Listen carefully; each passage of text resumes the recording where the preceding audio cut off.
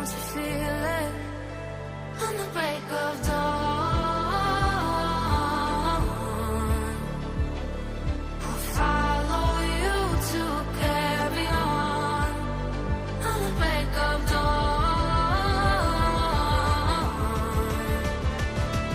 I'll follow you to carry on until the break of dawn.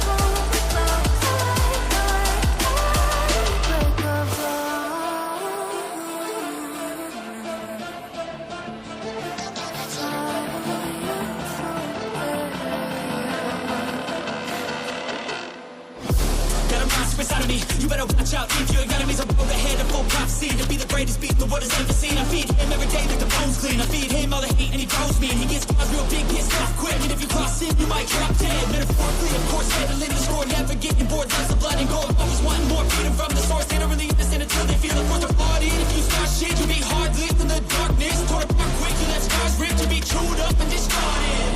And this world ain't right, won't accept it. Negative energy, I expect it. Once it's in your mind, it's infectious. So fight for your